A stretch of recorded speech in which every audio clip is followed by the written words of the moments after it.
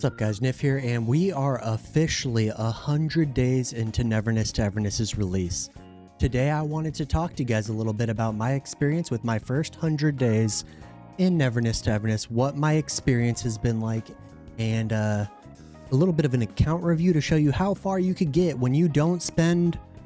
Alright, so I'm trying to like deliver like a punchy punchline there, but I've spent a few bucks in the game. I'm a little guilty of that. I enjoy supporting my gacha games. I enjoy getting the silly little costumes. I went A6 on Lacrimosa, as we can see right here. So, yeah, I got my favorite character to A6. Only one copy of the arc, though. I'm not that crazy. But yeah, so far, 100 days with the game. I've had a really good time. I know a lot of people are getting burnt out in these open world action, anime, art style, gacha RPGs, and I totally get it. I know Genazed just did a video discussing that. Really good video. I watched Gacha Smack react to it. Don't interrupt this video to go watch that one. Go watch it later. Highly recommend it. That's the dude right there. Both of them great creators in the scene. And yeah, Neverness to Everness has been a really cool journey for me. I've had a little bit of a honeymoon phase, obviously, since it was kind of the start of my content creation journey. And so that kind of changes things and gives me a little bit of a bias. I'm going to be honest. I've got a slight bias. I've really enjoyed the game. I'm not sponsored though, so I can say whatever the hell I want, honestly. And I will say that this game, they're definitely... Like we could see here with the view that they're trying to go for a specific audience. They're trying to please us gacha gooners, but I'm not complaining. It's been a lot of fun. I've already said that a few times, but I'm driving around. I've really enjoyed the cityscape. That has been a unique factor for the game compared to fantasy or post-apocalypse. I think that is one of the significant things that sets itself apart from the other open world gacha games. Another thing that this next one's a little bit of a pro and a con because, man, it started to feel like work. But we know this lightning bolt up here in the top right corner, we get our city stamina that we get to spend every week. And yeah, if you don't do it, then you don't get 700,000 fawns and you just fall behind and you aren't able to save up for the next blind box banner, which is a little bit of a bummer.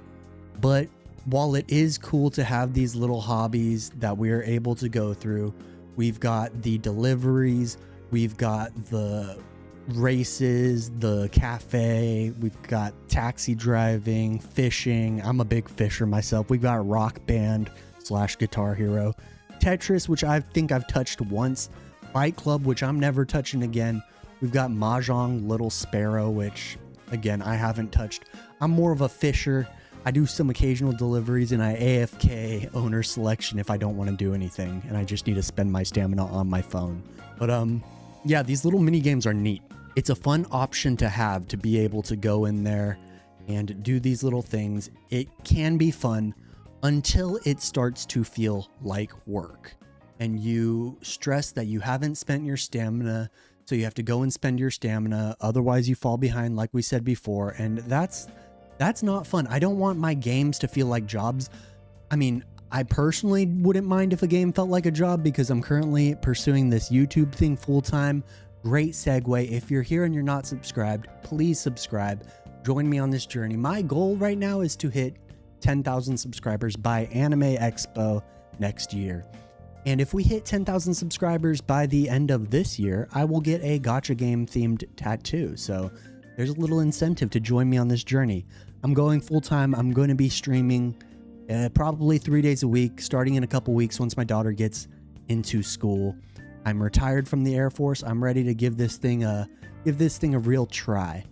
But enough of the plug, enough of the call to action. Yeah, the game feels like work sometimes. Pink Pause, it's a neat time. It's fun if I need to kill time while streaming, but sometimes it just feels like work and I don't want to do it and I can't AFK it.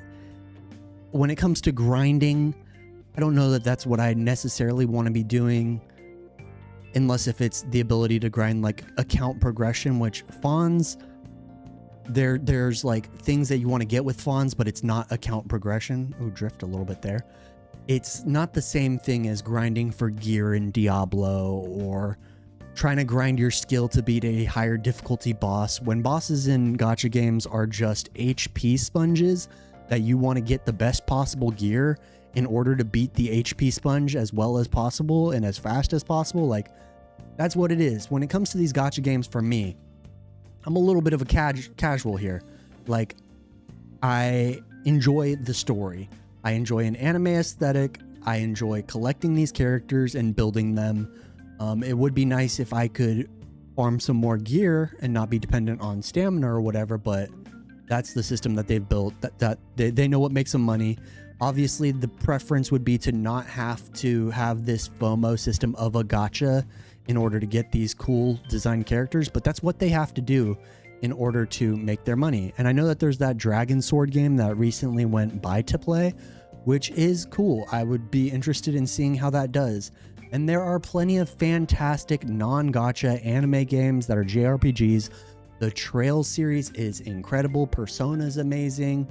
I still have to play through Persona 3 Reload. I did play Persona 3 FES, so don't crucify me. Persona 5 Royal is amazing. Persona 4 Golden, you know. There's a lot of good anime games that are out there. You don't just have to play gacha games.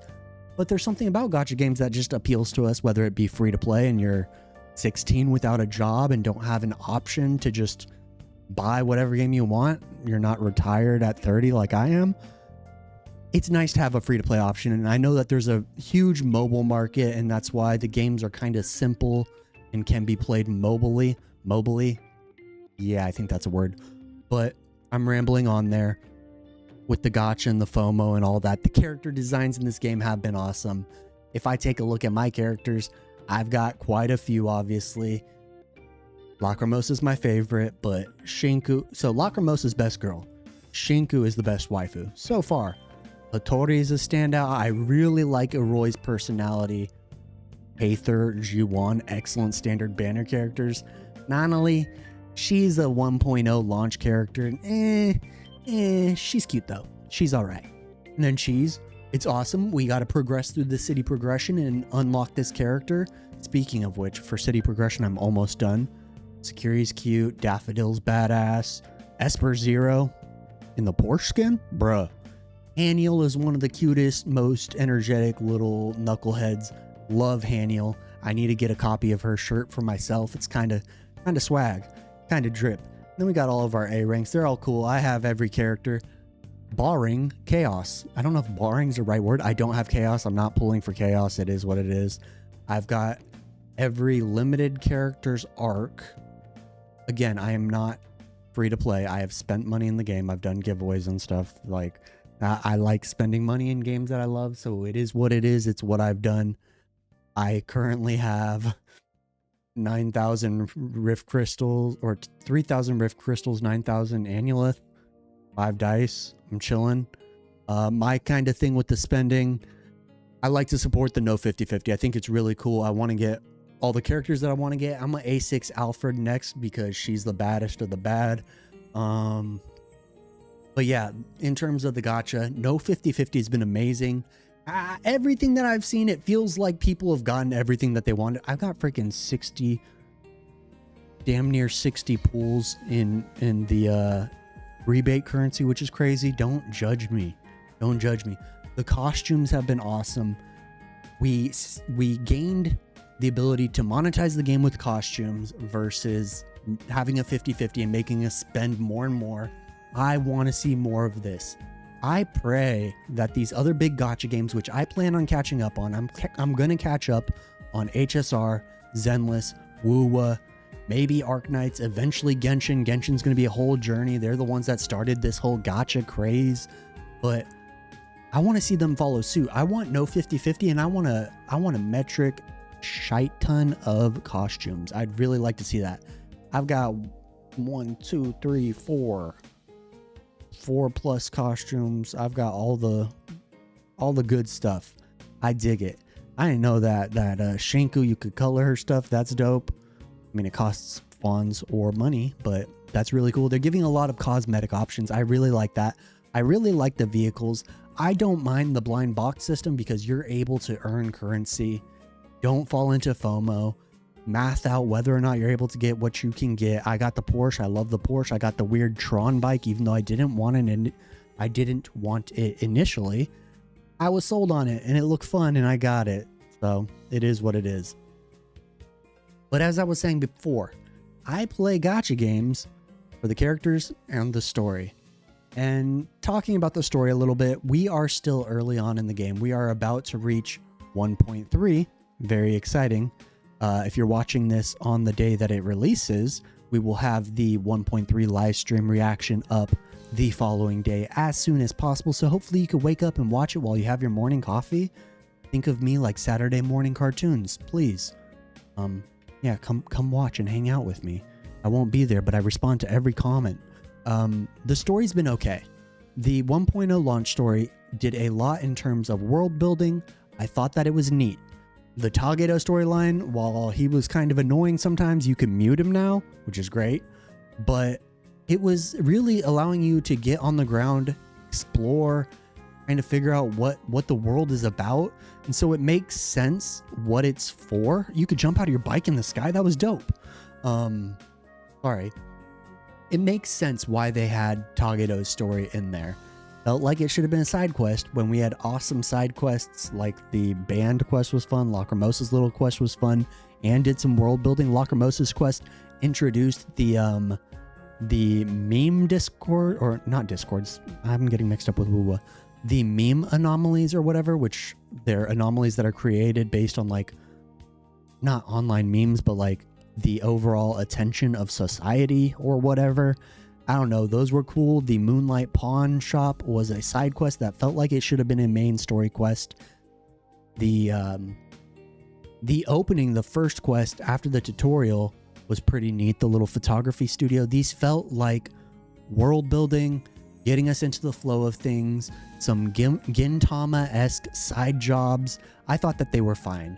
And then as we got to the end of 1.0's story and got towards 1.1, things started to pick up and started to get really exciting. All the deal with Daffodil was really cool. Bringing in Zanku for that boss fight. We'll see if she's worth pulling in 1.3, but that was a cool fight. I thought it was all neat.